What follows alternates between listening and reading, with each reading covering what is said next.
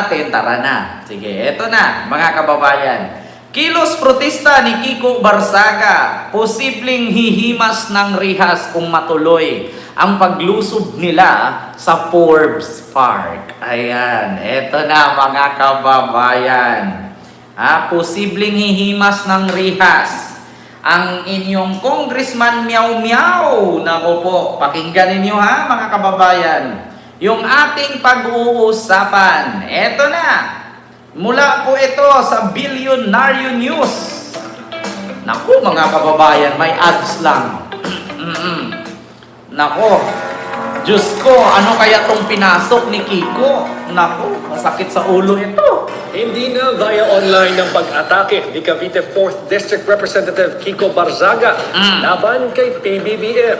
Ngayong araw, Sa mga magtatanong po, natuloy na ba ang paglusob nila? Wala pa po, Ma'am Arlene, kasi nga po, ang sabi is alas 10 daw po ng gabi. Ngunit alas 9:23 pa lang po. So, alas 10 daw. So, ang sabi dito sa agenda, weekend ng Billionaire News Channel ay hindi lang daw sa internet, kundi personal na. isang anti-Marcos rally sa kanyang pangunguna ang ikakasaumano sa Forbes Park sa Makati. Patay. Ang detalye sa Agenda Weekend Report ni Just Ignacio. Alas 5 pa lang nitong linggo ng umaga, meron ang nakadeploy ng mga pulis ng Southern Police District sa Executive Village na Forbes Park. Ayon kay SPD District Director Randy Arceo, parte raw ito ng paghahanda sa ikinasang kilos protesta sa parehong araw, alas 10 ng gabi. Hala. Actually, ang buong personnel natin na naka-deploy ay nasa 615 po. No, iba't ibang lugar po yan at meron pa tayong naka-reserve sa headquarters ng mga 200. Nitong Sabado, sa opisyal na Facebook page ni Congressman Kiko Barzaga, nagpost ito ng paanyaya sa publiko na lumahok sa isang anti-Marcos protest sa harap mismo ng Forbes Park Buendia Gate. Pakinggan ninyo ha, ito mga kababayan, yung panawagan ni Kiko. Kung ano ang magiging kaso niya ang kakaharapin, kung matuloy itong paglusob nila ngayong alas 10 ng gabi sa Forbes Park, Makati. Forbes Park, Makati. Mga kababayan, pakinggan ninyong mabuti kung ano ang magiging kaso niya dito. Bakit? Ito po, siya po'y nananawagan ng kilos protesta na brutal. Brutal. Pakinggan ninyo. Unfortunately, the mass protests in September did not affect the Marcos administration because they are far too detached to understand the severity of their crimes. And so, tomorrow, October 12, 2025, we will be protesting on the front doors of the greedy and corrupt.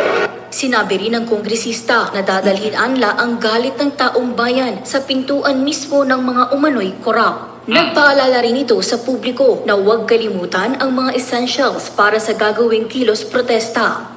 Wear a hood to shield yourself from the weather, a mask to prevent the spread of diseases, and shades or glasses to protect your eyes from the dirt. Paninindigan ni Arceo, iingatan din nila na hindi na magkagulo, lalo na't mainit na issue. Sabi ni Kiko, mga kababayan, sa kanyang Facebook na video, magsuot ng mask, magdala ng kagamitan, mag-shades. Magsuot ng mask, mag-shades, magdala ng kagamitan. Katulad ito sa panawagan ni Boy Lighter. No? Magdala daw ng lighter, magdala ng essentials para sa paglusob nila. Naku po mga kababayan, sedisyon po ang kasong kakaharapin dito. Kriminal po ang mangyayari dito, mga kababayan. Terrorist, kung naalala ninyo yung naninira ng gamit sa Mindiola, sa Maynila, noong September 21 rally, nag-iiyakan po, hindi po nakakalabas. Yung mga magulang lumuluhod sa nanghingi ng awa para palayain ang mga anak nila. Naku po, ito po ang sabi mga kababayan. Nito sa publiko na huwag kalimutan ang mga essentials para sa gagawing kilos protesta. Wear a hood to shield yourself from the weather, a mask to prevent the spread of diseases, and shades or glasses to protect your eyes from the dirt. Paninindigan panindigan ni Arceo, iniingatan din nila na hindi na magkagulo, lalo na't mainit na issue pa rin ang nangyaring mga protesta noong September 21. Exercise pa rin namin yung maximum tolerance. Nakipag-coordinate na rin daw ang kapulisan sa Metropolitan Manila Development Authority sakaling makaapekto ang demonstrasyon sa trapiko sa EDSA. Personal ding ininspeksyon ni NCRPO Chief Police Major General Anthony Abarin ang Actually, sa mga nagtaka po kung bakit ang boses ko ay parang nag-i-echo, malaki na po kasi yung room.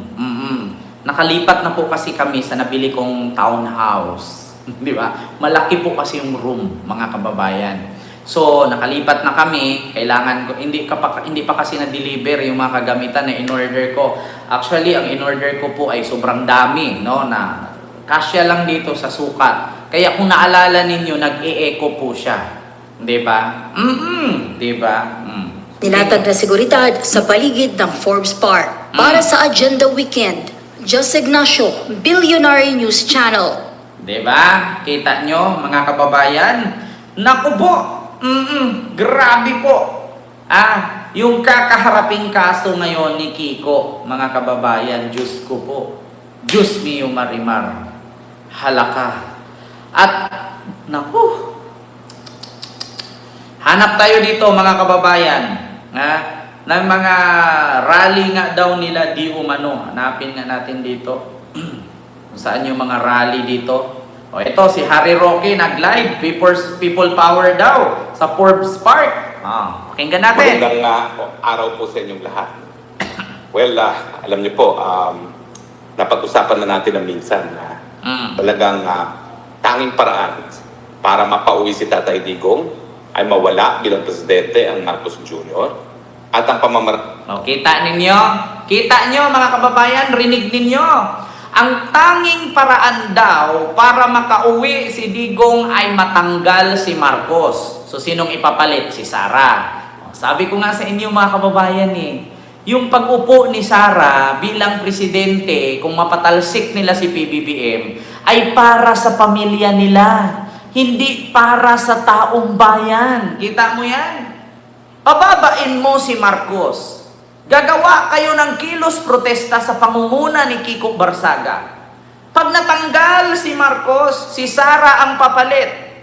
Tapos saan? Para makauwi si Digong, para maghiganti siya sa mga nanggigipit di umano sa kanila. Nako, ngayon pa lang, mga kababayan, huwag niyo na pong suportahan yan. para mapatalsik sa pwesto ang Marcos Jr. Sang-ayon sa salad ng batas, kung siya mismo ay magre-resign, kung siya ay masisisante ng taong bayan sa pamamagitan ng isang people power, o siya ay kunin na ng Diyos, o di naman kaya ibigyan siya ng sakit na hindi na gagaling.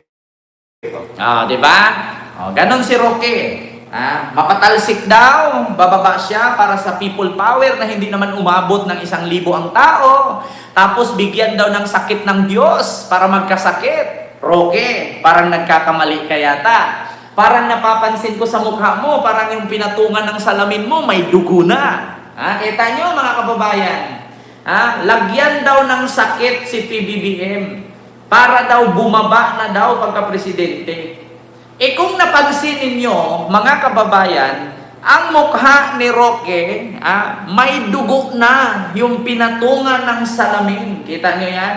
Kasi po, sa hindi po nakakaalam, mga kababayan, kung nakita nyo ang kanyang mata, bumibigay na, diabetic po ang baboy na to. Kunting-kunti na lang, kapag inatake ng diabetic ito or diabetes, lalabo na po ang paningin yan. At naalala ninyo, mga kababayan, walang tulog si Roque. Laging stress, tuliro ang utak, masakit ang ulo, at diabetic pa. Take note, mga kababayan, sa mga hindi po nakakaalam, sabog na po ang 2 tuhod niya. Mga kababayan, sa mga hindi nakakaalam, 2 tuhod na po ni Roque ang sumabog. Kaya sabi niya, kailangan daw si PBBM dapuhan ng sakit. Bigyan daw ng Panginoon. Putang ina naman, nakakapagtawag pa kayo ng Panginoon. Sino bang Panginoon tutulong sa inyo niyan? Pakita ko sa inyo mga kababayan na ito po, Hari Roque, tuhod. Para makita ninyo mga kababayan, anong nangyari sa tuhod ni Hari Roque. Ito, sa mga hindi po nakakaalam mga kababayan, ang tuhod po, ang tuhod po ni Hari Roque ay sabog na po yan. Sabog na po ang tuhod ni Hari Roque. Sa mga hindi po nakakaalam. Di ba, Ma'am Arlene Moreliano? Sabog na po kasi ang tuhod niya. Kunting-kunti na lang po, mga kababayan, mamamatay na po ito. Kasi alam nyo, sa totoo lang mga kababayan, ang diabetes po ay traidor na sakit po yan. Kapag yan po ay tumama sa mga daliri, sa mga buto, pwedeng putulin, pwede kang mawala ng paa, mawala ng daliri. Ngayon, swerte ka kung sa paa o sa daliri mo tatama. Paano kung sa paningin? Paano kung sa paningin mo ito tatama? Nako, kita nyo mga kababayan sabog na ang dalawang tuhod ni Hari Roque. Take note mga kababayan, bago pa lang siya nito sa dahig at the time. Siguro mga 1 month pa lang siya sa dahig nito. Simula nung ikinulong si Digong kasi medyo mataba pa siya dyan. So ngayon po mga kababayan, kung makita nyo po ang kanyang live, pumayat na po siya. Isa PDP, no? Well, siguro naman po, alam nyo na, sa mga pangyayari na binasura ng ICC, ang interim release ni Tatay Digong, na talaga naman pong ang pamamaraan lang para mapauwi na si Tatay Digong at ang pamamaraan lang para matapos na ang problema ng korupsyon sa Pilipinas ay talagang sa pagtatanggal kay Marcos Jr. bilang isang presidente. Bukas po, 12 na Oktubre, may panawagan na naman ng People Power at ako po ay sinususugan ko itong panawagan nito. Maawa naman po tayo sa ating mga sarili. Wow. Trilyones po. Roque, hindi po kami naaawa sa sarili namin kasi nakakain naman kami ng 3 times a day. Ikaw ang maawa sa sarili mo kasi hindi ka na makakaapak sa lupang sinilangan mo. Diba? Mamamanas ka na. Mamamatay ka na. Wala sa korupsyon. Dati-dati, bilyones lang. Ngayon, trilyones na. At kung hindi pa po tayo magsasalita at sasantihin itong mga taong nasa kapangyarihan, wala na pong kinabukasan ng ating mga kabataan. Wow. Maawa naman po tayo sa ating mga kabataan. Roque, huwag mong kaawaan yung mga kabataan. Bakit? Ang mga kabataan, mautak lalo pag Pinoy. Ikaw nga, sa edad mong yan, mautak ka pa rin, di ba? Tinakbo mo yung pera ng Pogo na hindi mo masabi-sabi kung magkano.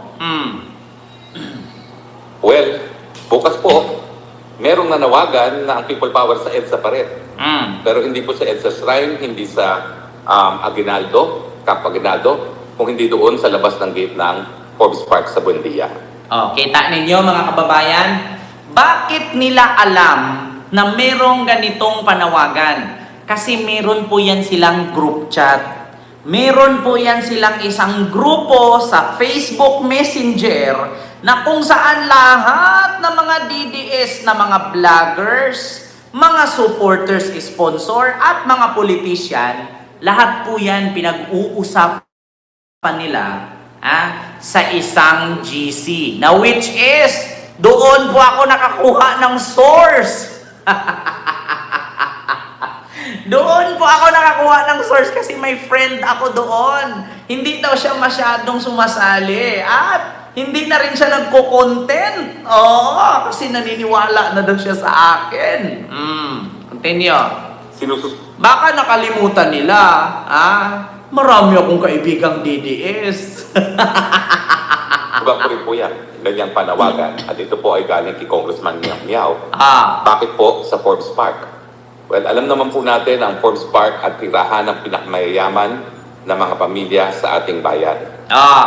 Alam daw natin na ang Forbes Park ang tirahan ng mga mayayaman na nakatira sa ating bayan. Sabi ko nga kanina, mga kababayan, na ang Forbes Park, diyan nakatira yung mga may-ari ng mga establishmento, mga buildings, mga malls, mga business areas na pinagtatrabahuan ng mga Pilipino. Ngayon, kapag sinira nyo yan, kapag sinira nyo yung Forbes Park na yan, na may mga nakatira dyan, na mga foreigner, na mga businessman, mga investor, yung mga tycoon, mga mayayaman, kapag sinira nyo yan, babagsak ang ating ekonomiya. Tandaan nyo yan, mga ralihista. Take note, si Kiko Barzaga at ilan pa na mga politician na nangunguna ngayon dyan sa rally na yan, na lulusob sa Forbes Park, make sure na paunahin ninyo. Make sure na makita ninyong nauuna. Bakit? Kapag hindi nyo nakitang nauuna, gagawin kayong human shield. Gagawin kayong human shield niyan. Pag binomba kayo doon ng tear gas, water cannon, pinalo kayo ng mga batuta, yang mga nangunguna na yan, magsiuwian yan, may mga sasakyan yan. Mga milyonaryo, bilyonaryo na yan. Bayad yan at pinunduhan yan ng mga DDS groups. Ngayon, kapag nasira ninyo ang Forbes, kapag nilusob ninyo at nag-atrasan lahat ng mga investor, saan kayo kukuha ng kakainin ninyo at sasahurin ninyo kung ang mga amo ninyo ay wala na dyan? Diba? Saan kayo kukuha ng pang-araw-araw ninyong konsumo kapag sinira nyo yan? Ulitin ko, ang Forbes Park sa Makati, ang puso ng ekonomiya. Diba? Ito na si Lasing Official. Huwag ka namang dyan, Lasing Official. Maniwala ka naman dyan sa Marcolita mong sinasabi. Puki ng ina. Yung Marcolita na binayaran na vlogger, magpakita siya ng resibo at pangalan ko kung kasali ako doon. Kasi kung puro lang kwento, no. Diba? Sa totoo lang mga kababayan, ganito yan. Yung Forbes Park na yan, diyan nakatira lahat ng bilyonaryo, tycoon, mga powerful person, mga influencer, lahat nandiyan, mga kababayan. Kapag sinira nyo yan dyan, kapag nilusob nyo yan dyan, mapipilay ang ekonomiya ng Pilipinas. Diba? Ngayon, mga kababayan, Oy, maraming salamat LV. Maraming salamat po sa yung super sticker. Thank you so much. Or super chat ba yan? Super sticker. Ngayon, mga kababayan, kapag nawala yan, yung mga investor dyan, yung mga foreigner, mga negosyante, mga bilyonaryo, na mga nagmamay-ari ng mall, nagmamay-ari ng Jollibee, Chowking, Greenwich, nagmamay-ari ng Pure Gold, Walter Mart, SNR, nagmamay-ari ng mga TV station, radio station, call center company. Kapag nawawala yan, yung mga nagsugod doon na nagrally, uuwi kayong basag ang ulo, lason sa tear gas, basang-basa sa water cannon, palo sa batuta, tapos uuwi kayo sa bahay ninyo nganga. Bakit? Kasi yung mga amo ninyo, nilusob ninyo doon at sinira ninyo ang kanilang tahanan. Kahit sabihin mo na dyan nakatira yan, pag lumipat ng tirahan yan, may mga iba-ibang bahay na binibili yan sa ibang bansa. Ngayon, pag umalis yan sila dyan, dala nila pera nila, dala nila yung kayamanan nila, nganga kayo. Nga kayo. Ituloy ninyo yan. Ituloy ninyo. Tignan natin kung yung mga nagtatrabaho sa mga grocery stores, yung mga sales lady, yung mga salesman, yung mga nagtatrabaho sa palengke, yung mga kung ano-anong trabaho ninyo sa Pilipinas, di ba? Sa tingin ninyo, may babalikan pa kayong trabaho kung nawala na yung mga amo ninyo? Sinong magpapasahod sa inyo kung wawasakin nyo? Nandiyan nakatira yung halos 90% ng mga amo ng mga trabahanteng Pinoy. Tandaan nyo yan. Mga magrarally na lulusob ngayong gabi sa Forbes Park. Tandaan nyo yan. Tandaan nyo yan. Kapag pinasok nyo ang Forbes Park, kapag niransak ninyo yung mga bahay dyan, sinira ninyo, sinilaban ninyo, ang mangyayari dyan, matrigger yung mga nakatira dyan. Magsialisan yan, magsilabasan yan. Kasi ibang bahay dyan, mga mansyon, may mga helikopter yan, magsiliparan lahat yan. Ngayon, anong mangyari sa ekonomiya ng Pilipinas kung ang mga amo ng mga nagrarally dyan na isang tuka lang naman, okay lang sana kung yung mga sumasali sa rally dyan at manggugulo ay mga anak ng bilyonaryo. Diyos ko, kung kikita ka lang din naman ng 20 mil sa isang buwan, kulang pa yan sa bisyo, huwag ka nang sumamat manggulo dyan sa rally sa Forbes Park. Diba? Ako nagpapaalala, okay sana kung yung mga sasali sa rally dyan kasama ni Kiko Barzaga at ng mga DDS politician ay mga mayayaman kayo. Di ba? At mga marami kayong pera. Kasi kung sinugod nyo yan dyan at naglayasan yung mga investor dyan, kung nagtrabaho ka sa Pure Gold, mawawalan ka ng trabaho. Kasi wala nang may-ari ng Pure Gold, lalayas na. Kung nagtrabaho ka sa SM, kung sinugod mo yung lugar na yan, inandyan din nakatira yung may-ari ng SM, mawalan ka ng trabaho, mapasara ang SM. Mapasara ang Pure Gold. Kung dyan ka susugod, kung nagtrabaho ka sa Jollibee, McDo, Manginasal, Greenwich, ano pa? Red Ribbon, ano pa? Kung ano-ano mga fast food, Chowking, kung sugurin mo yan at lalayas yung may-ari, mapapasara lahat ng fast food, wala ka ng trabaho. Wala ka ng sasahudin, wala kang kakainin, putang inakain, kahangin, tae ka ng utot, ang kalabasan mo dyan. Tandaan nyo yan. Tapos yung mga kasama ninyo dyan na si Kiko Barzaga, di ba? Milyon-milyon ang hinahawakang pera niyan. Putang ina, mayaman na yan. Kahit napasara yung mga tindahan, may pera yan. Kayo, anong sasahurin at kakainin ninyo? Take note, mga rallyista, nasasama kay Kiko. Isipin ninyong mabuti. Kung ikaw ay isang dukha at mahirap lang na sumasahod ng 20 mil sa isang buwan dahil kuro ka lang sa fast food, sales lady ka lang, salesman ka lang, wag ka nang sumama dyan. Bakit? Ikaw, doble mawawala sa'yo. Si Kiko Barzaga, may sahod yan bilang kongresista. May pera na yan kasi yung angkan yan, may mga posisyon sa gobyerno at Nepo baby yan. Ibig sabihin ng Nepo baby, mayamang pinanganak yan. Ikaw sasama sa rally at manggugulo ka dyan, mabugbog ka ng batuta, mabumba ka ng tubig ng bumbero, hagisan ka ng tergas, magkakuba-kuba ka sa takbo, ubo-ubo ka sa usok, tapos pag-uwi mo sa bahay, gutom, sugat, bugbog, tapos pag duty mo, wala ka ng trabaho, kay wala na yung may-ari, kay pinapalayas nyo na.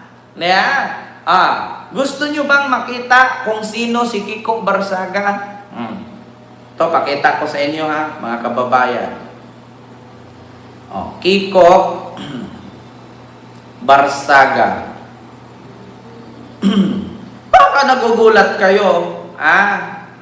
Ito. Ayan mga kababayan.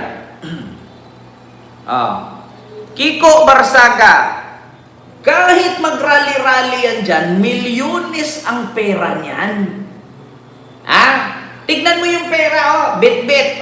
Kada bundle dyan, 100,000. 2 milyon mahigit yung bit-bit niya. Ikaw nag-rally ngayon, may 1 milyon ka ba sa bangko? Wala. Di ba? Ikaw na nag-rally ngayon, wala kang 100 milyon o wala kang 1 milyon sa bangko. Ayan, kita mo, ultimo hunos niya, nagkalat ang pera. Pero kayo na sumasama dyan, utang ina. Isang kahig, isang tuka ka lang, wala kang pera, mabubugbog ka pa. At kung nagkamali ka pa sa paglusob nyo dyan, napalayas ang mga amo ninyo sa pinagtatrabahuan ninyo kasi dyan nakatira lahat ng mga negosyante, mga mayayaman, mga tycoon, mga mayayamang tao na nagmamay-ari ng negosyo, lahat kayo mawawalan. Pero si Kiko, may pera pa rin yan. Tandaan ninyo, huwag niyong ikumpara ang status ng buhay ninyo na rallyista sa status ng buhay ni Kiko. Si Kiko, may sports car yan, may milyones yan, may magandang bahay yan.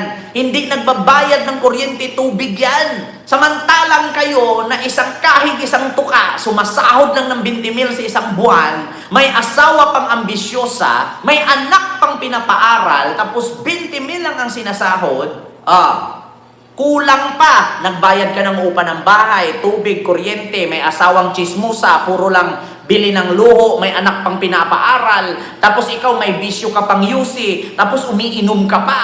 Putang ina. Tapos nagsasahod ka ng 20,000. Kasi isang kahig, isang tuka ka lang.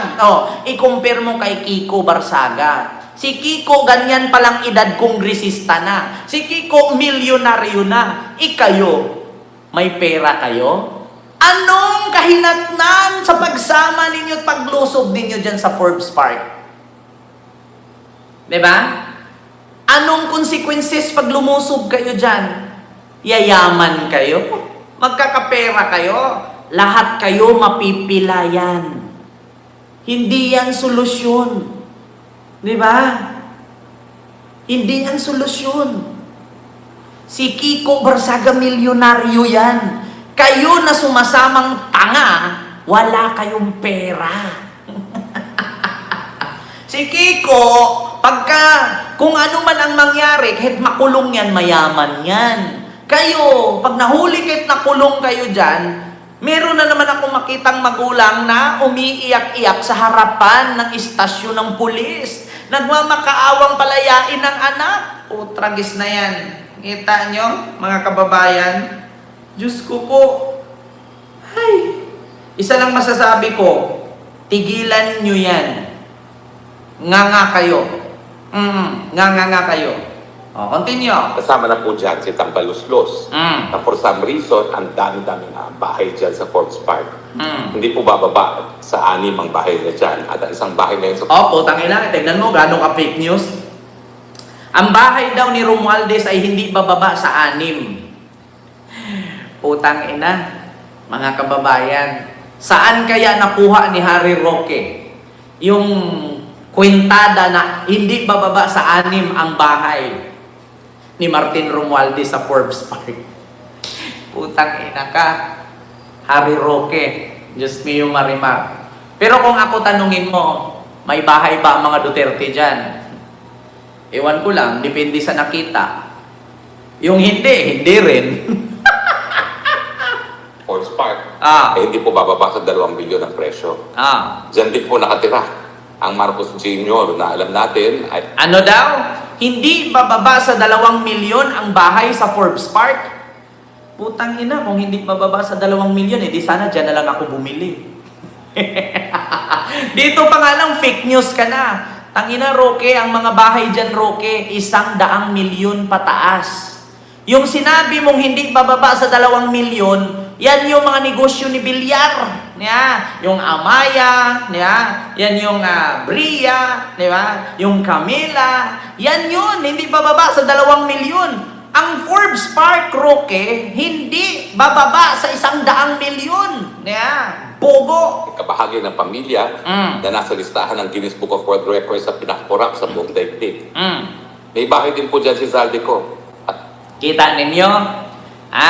Si BBM daw at ang pamilyang Marcos, no, ang nasa Guinness Book of World Record sa pinakakurap na pamilya sa buong mundo. Sure ka ba? Nasa Guinness. Kasi pag i-search ko yan, hindi lalabas sa Guinness yan, mapahiya ka. Pero kapag si Duterte, ang hahanapin ko at lalabas, pang-7 sa 100 sa pinakakurap na presidente sa buong mundo, makikita ko't lalabas, yun ay totoo. Diba? Nasa Guinness daw ang mga Marcos. Sige nga, hanapin nga natin. Si Digong. Sige nga, Duterte. Top corrupt president. Baka magulat ka ngayon dito, Harry Roque. The most corrupt presidents in the history of the world, where power, greed, and betrayal came to...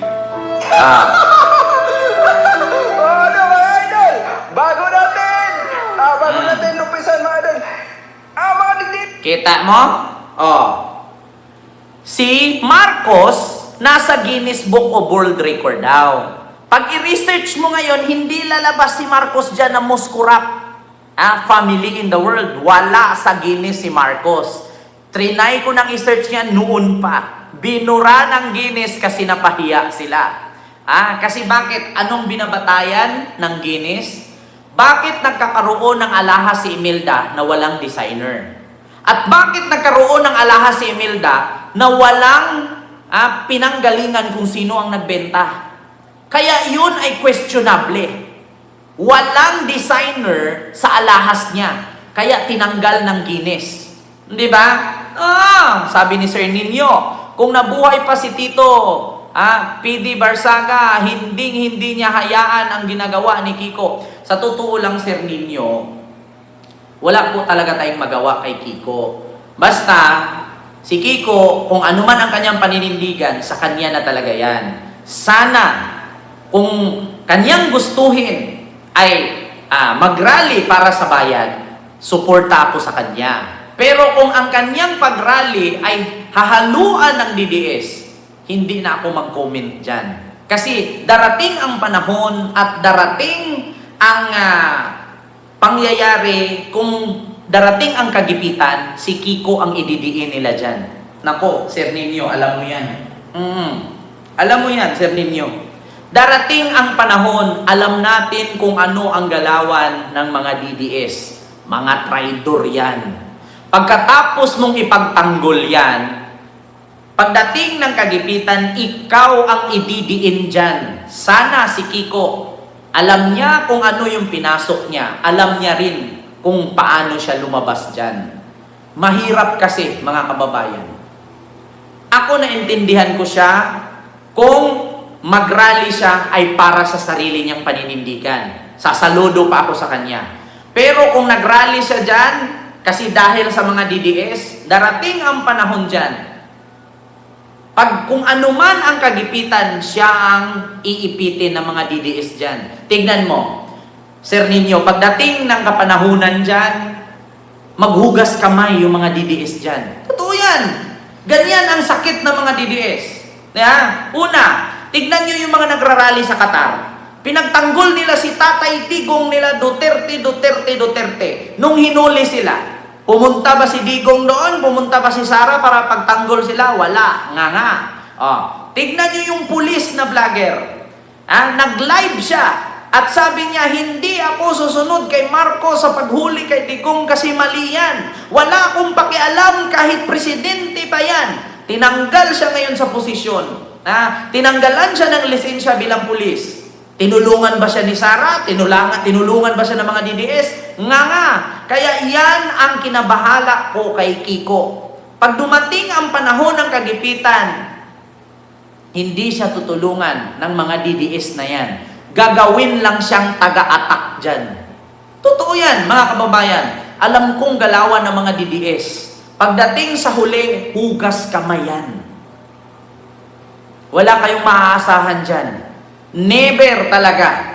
Walang tutulong kay Kiko dyan. Si Kiko lang din ang sasalo sa problema niya. Ngayon, sinasakyan siya ng sinasakyan ng mga DDS. Ma'am Arlene Pabular, maraming salamat sa iyong super chat. Hello Ken, gandang gabi sa iyo. Pa-shout out ka aking pamilya. Ayan, salamat po Ma'am Arlene Pabular at kay Sir Jude Abilgas at sa mga anak mo. Maraming salamat po. Totoo yan, Sir Nino. Ako na nagsabi. Noon pa man, naging DDS din tayo. Alam natin kung anong galawan yan nila. Ako'y nababahala kay Kiko. Darating ang panahon dyan, sa rally na yan, kung sakali man napasukin nila ang Forbes, darating ang panahon ng kagipitan, si Kiko ang mananagot lahat dyan. Yung mga DDS na bumaback up sa kanya, magkakalasan yan. Alam ko na may DDS talaga na bumaback up dyan, naaawa ako kay Kiko. Malaki pa ang tsansa ni Kiko. Malaki pa ang marating niya. Take note, saan kayo nakakita na isang kongresistang bata? Bihira lang yan. Bihira lang sa isang pamilyang politician na magkaroon ka ng anak na hindi pa 30 anyos ay politisyan na. Totoo yan. Sayang kung sakali man. Sa ngayon, hindi pa natin siya pwedeng husgahan kasi hindi pa naman nangyari na nilusob nila. Pero kung may mangyari sa Forbes, si Kiko talaga ang mananagot lahat dyan. Di ba? Oo. Diyos ko po, mga kababayan. Basta yun lang yung aking reaksyon. Ma'am Suplada, ayan, sa mga nagtatanong po, sabi ni Roque, mga kababayan, si PBBM daw po at ang pamilya niya ay nasa Guinness Book of World Record sa pinakakurap na pamilya sa buong mundo. Pero, pag binasa po ninyo, 2017, Rodrigo Duterte, former President of the Philippines. Ayan o, corruption core. Kita nyo yan? Unveiling the most corrupt person every year. Si Digong po ay pampito. Nauna po dito ay ang Bashar al-Assad, former President of Syria. Maria Consuelo, Attorney General ng Guatemala. Yevgeny Prigozhin, oligarchs and machinery leader ng Russia. President of Belarus, Alexander. Former President of Brazil, Jair Bolsonaro. Joseph Muscat, Minister of Malta. Danske Bank, largest bank in Denmark, and Rodrigo Duterte, former President of the Philippines. Kita nyo yan? The most corrupt person in the world. 1, 2, 3, 4, 5, 6, 7. 1, 2, 3. Mula 2015 hanggang 2024. Diba? Yan po yun. Parents ko nanood talaga sa iyong mga post paggabi. Ayan, salamat po. Pitix PH. Ayan, sa mga taga Iloilo, maayong gabi. Kaya sabi ko sa inyo mga kababayan, si Kiko po talaga ang kawawa dyan. Iwan ko ba kay Kiko? Bakit nagkaganyan yan? Kabait-bait naman yan. Oo, kagaling-galing yan. Idol ko pa nga yan eh. Oo, kasi siya lang yung unique na kongresista. Iwan ko, ba't nagkaganyan yan? Sabi nga kanina ni Congressman Puno ng Antipolo, kinausap na daw niya yung mama ni Kiko, si Mayor. Hindi daw nakikinig, hindi daw niya kayang kontrolin. Wala tayong magawa. Si Kiko, hindi naman minor de edad. May edad naman yan, 20 plus na yan eh. Magti-30 na yan eh. Wala tayong magawa. Buhay niya yan eh. Di ba? Kung alam niya pinasok yan, alam din niya paano lumabas. Basta isa lang ang masasabi ko, yung mga DDS, mga traidor yan. Mga traidor yan. Darating ang araw ng kagipitan, bibitawan ka dyan, maghugas kamay yan. Maghuhugas kamay yan lahat. So yun lang, mga kababayan, yung aking reaksyon dun Wag naman po nating husgahan si Kiko. Pinoy Music Man, wag po nating husgahan si Kiko na pera, iba talaga nagagawa sa pera. Hindi po, kasi kung tutusin si Kiko, may pera na po yan sila. No? Mga politician yung magulang yan eh. Hindi natin siya pwedeng sabihin na bayaran siya ng mga DDS. Kung pera pag-usapan, may pera yan. Oo, mga mayayaman na yan. Hindi ko lang alam talaga kung anong rason. Pero sa kanya yan, buhay niya yan, wala tayong magawa. Diba? Basta kung alam niya paano niya pinasok yan, alam niya kung paano lumabas. Yun lang ang akin.